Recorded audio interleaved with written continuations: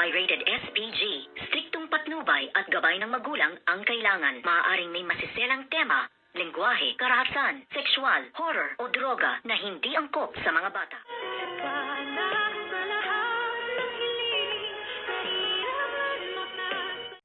Good morning and welcome sa aking munting channel. Kaawa-awa naman ang sitwasyon nitong demonyitang si Moira sa loob ng correctional dahil hinding-hindi nga siya titigilan nitong si Miss Giselle sa laki ng galit sa kanya at sa laki ng ginawa niyang pagkakamali sa pamilya ng Tanyag, kung kaya't aliw na aliw ni itong siya Miss Giselle Tanyag na makitang nahihirapan ng sobra-sobra itong ang demonyitang si Moira, kung kaya't inutusan na naman ni Miss Giselle Tanyag itong si Miss Lotus na bigyan niya ito ng leksyon at turuan nga niya ito at paglaruan. Kaya't nga ito nga ay tinawag ni Miss Lotus ang lahat ng mga nasa loob nga ng correctional na kanyang mga kakampi at mga kakilala, at sinabi nga niyang birthday niya.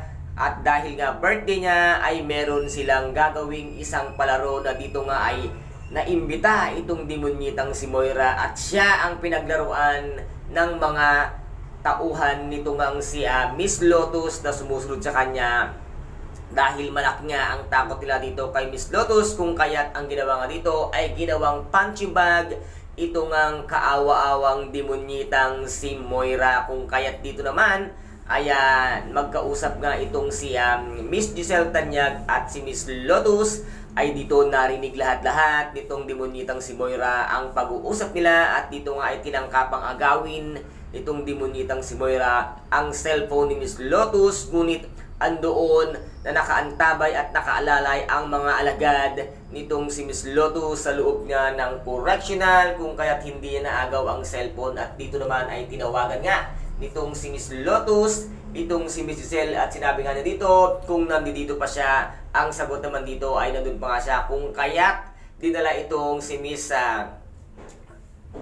demonyitang si Moira sa loob nga ng CR na kung saan ay napakaraming nakakadiri nga dumi, at doon nga ay inilublob ang muka nitong demonyitang si Moira, kung kaya kaawa-awa ang kanyang sitwasyon sa loob nga ng correctional na yan naman ay nararapat sa iyo dahil sa kasamaan ng pag-uugali mo, kung kaya't yan ang maganti sa iyo at karma nga na sinasabi ni Miss Giselle Tanyag na siya ang malaking karma sa buong buhay mo, demonyitang si Moira. And guys, ito po ang ating pakaaabangan dito nga sa Abot Kamay na pangarap na kung saan ay napaka-intense at kapanapanabik ang bawat kaganapan. At kung nagustuhan po ninyo ang aking videos for today, paki-subscribe na lamang po ng aking channel, paki-like and share para maging update kayo sa lahat ng gagawin kong video. Maraming salamat po. Ingat, God bless, and bye-bye!